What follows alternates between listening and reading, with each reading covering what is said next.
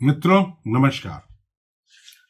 BJP को इस बार उत्तर प्रदेश, महाराष्ट्र और पश्चिम बंगाल में करारी हार हुई है। सबसे ज्यादा बुरी स्थिति उत्तर प्रदेश में रही, जहां अब वह दूसरे नंबर की पार्टी हो गई। बीजेपी के हलकों में इसका बड़ा ही अफसोस है। बीजेपी के लोग इस पे काफी चर्चा कर रहे हैं और इस बात का प्रयास कर रहे हैं कि यह हार क्यों हुई, यह पता किया जाए। उत्तर प्रदेश के फैजाबाद संसदीय क्षेत्र, जिसे कि इंडिया गठबंधन वाले अयोध्या संसदीय क्षेत्र कहते हैं, वहां से बीजेपी के हार का और बड़ा असर हुआ है। तीसरा असर हुआ है वाराणसी में माननीय नरेंद्र मोदी जी के कम वोटों से जीतने का। इसका कारण सब लोग अलग अलग बताते हैं और इसके कारण बताने वाले चार तरह के लोग हैं। पहला वे लोग हैं जो बीजेपी के समर्थक हैं और पत्रकार हैं। ये पत्रकार यह कहते हैं कि इंडिया गठबंधन के लोगों ने हरिजन और आदिवासियों के बीच में यह बात भर दी कि अगर बीजेपी के 400 से ज्यादा सीटें आईं तो संविधान बदला जाएगा और आरक्षण समाप्त हो जाएगा।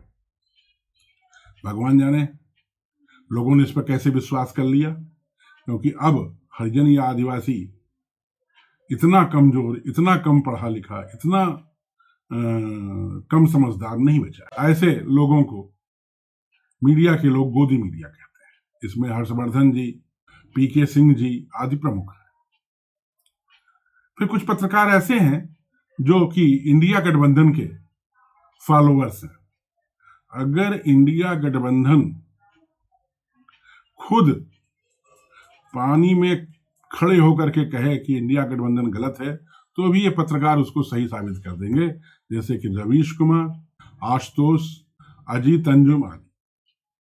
ये लोग ये कहते हैं कि जनता ने बीजेपी के धर्म के, हिंदू मुसलमान के सिद्धांत को नकार दिया है और उसने सेकुलर ताकतों को मजबूत किया है। भगवान जाने ये गुलाम मीडिया कितना सही कह रहा है। तीसरे तरह के वे पत्रकार हैं जो सामान्य हैं, दिल्ली में बैठ के डाटा एनालिसिस कर लेते हैं और वो अपना कुछ ना कुछ पत्रकारिता के रूप में बूक देते हैं। चौथे वे लोग हैं जो कि भाजपा के कार्यकर्ता हैं या कांग्रेस के कार्यकर्ता हैं और ये अपनी पार्टी के प्रदर्शन को बहुत अच्छा बताते हैं और ये कहते हैं कि उनकी पार्टी ही वास्तव में जीती है। भाजपा ने भी अपनी एक एनालिसिस की, परंतु उस एनालिसिस के बारे में उनके ही लोगों को मालूम है, उनके पदाधिकारियों को ही मालूम है, बाकी लोगों को अभी उसके बारे में कुछ ज्यादा मालूम नहीं है। मैंने भी इस बात का प्रयास किया और सोचा कि कुछ एनालिसिस करूं। एक बात जो सभी मानते हैं वो ये है कि दलित समुदाय के गैर जाटो वोट जो पहले बीजेपी के पास रहते थे, वे बीजेपी से छिटक गए हैं और कांग्रेस के पास आ गए हैं। कुछ लोग कहते हैं कि कांग्रेस के पास वो इसलिए आए कि कांग्रेस ने यह भ्रम फैलाया कि अगर बीजेपी आ गई तो आरक्षण समाप्त हो। मैं नहीं मानता, और जो मैंने पता किया उससे मुझे कुछ नई नई बातें मालूम चली।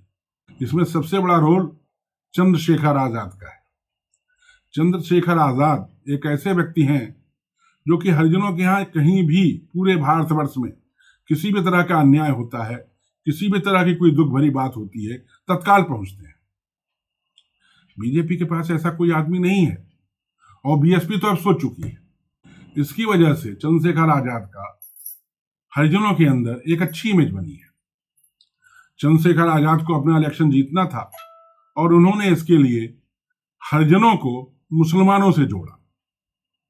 उनका कहना था कि ये दोनों एक ही हैं। जब मुगलों ने हिंदुओं को हिंदू से मुसलमान के रूप में बदला तो उस समय कमजोर हिंदू ही बदले गए और वो कमजोर हिंदू ही आज मुसलमान हैं और वो कमजोर हिंदू हमारे हरिजनों के भाई बंधु हैं। अगर देखा जाए तो उधर भी जुलाहा होता है, इधर बुनकर होता है, उधर नाई होता है और इधर भी नाई होता है। तो चूंकि जातियां एक जैसी हैं, अतः वे इस बात को हरिजनों के बीच में समझाने में सफल है कि इस बार बीजेपी को हराने के लिए तुम लोग मुसलमानों के साथ एक मिलकर के वोटिंग करो। और इसका काफी असर हुआ।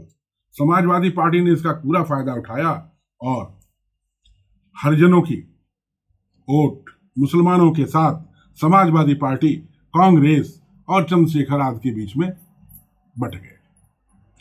अब इसके बाद दूसरा मुद्दा है, कांग्रेस ने और समाजवादी पार्टी ने एक बड़ा होशियारी का काम किया। उन्होंने गारंटी कार्ड बांटे। उस गारंटी कार्ड में उन्होंने कहा कि आपको 8,500 रुपये पर मंथ या 1,00,000 रुपये साल भर में मिलेगा। बहुत बड़ी रिश्वत थी। बीजेपी के नाकारा कार्यकर्ता, मैं नाकारा वर्ड का यूज कर रहा हूं, बिल्कुल इस बात को ध्यान में नहीं ला पाए। अगर चुनाव आयोग के ध्यान में ये बात आती तो ये रिश्वत के रूप में ट्रीट होती और पूरा का पूरा चुनाव रद्द हो सकता। कुछ योगदान आवारा पशुओं ने भी किया। आवारा पशु लोगों की खेत की पूरी फसल खा जाते थे। इससे किसानों में अच्छी खासी नाराजगी रही और किसानों का वोट भी कम गया।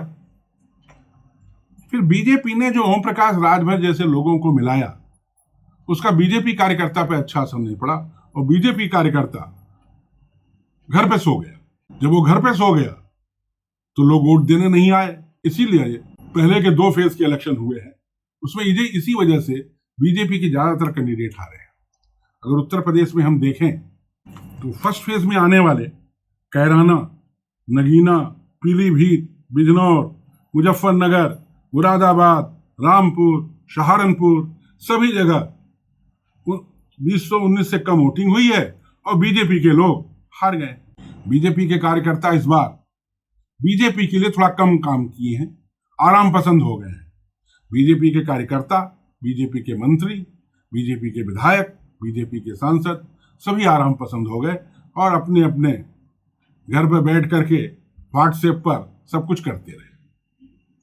कोई जमाना था जब बीजेपी का कोई मंत्री या बीजेपी का कोई बड़ा नेता क्षेत्र में जाता था तो किसी अपने कार्यकर्ता के घर में रुकता था, वहां चाय नाश्ता करता था, वहां खाना खाता था। आज बीजेपी के जो मंत्री जाते हैं वो रेस्ट हाउस में बैठते हैं और रेस्ट हाउस से उनकी पूरी सरकार चलती है। एक और बड़ी मजेदार बात हुई, अरविंद केजरीवाल ने कह दिया कि योगी को हटा दिया जाएगा। इसका भी लोगों पर बड़ा असर पड़ा। इसकी काट किसी ने नहीं की, न नरेंद्र मोदी ने की, न अमित शाह ने की।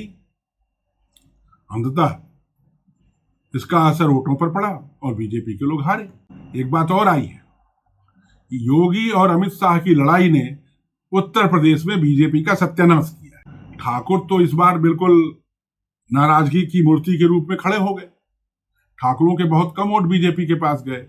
ब्राह्मण वर्ग भी, जहां ब्राह्मण कैंडिडेट समाजवादी पार्टी का था वहां समाजवादी पार्टी को वोट दिया, जैसे कि बलिया में। एक बात अखिलेश ने और बड़ी अच्छी की, उन्होंने टिकट बांटे, वो हर जगह जिस जात का बहुतायत थी उस जात के उम्मीदवार को टिकट दिया। जैसे कि अयोध्या में पासी लोगों की संख्या ज्यादा है तो उन्होंने ओम प्रकाश पासी को टिकट दिया। यादव और मुसलमान इनके वोट पहले ही जा रहे थे समाजवादी पार्टी के पास, पासियों के वोट और आए। इसके अलावा हरिजनों के वोट भी आ गए। बचा अगड़ा समुदाय, घर बैठा रहा। तो बीजेपी का हारना तो निश्चित ही है ना। जीतेगी कांग्रेस और समाजवादी पार्टी। एक बात और हुई है, आरएसएस के लोगों ने भी इस बार कम सपोर्ट किया। उसका सिर्फ एक कारण है, पहले आरएसएस के लोगों को बीजेपी के विधायक बहुत इज्जत देते थे। आज हालत यह है कि बीजेपी के विधायक एक तो बीजेपी के हैं नहीं, कहीं न कहीं से आयातित थे, और जो हैं भी वो भी बीजेपी के कार्यकर्ताओं को और आरएसएस के स्वयंसेवकों को कोई इज्जत नहीं देते।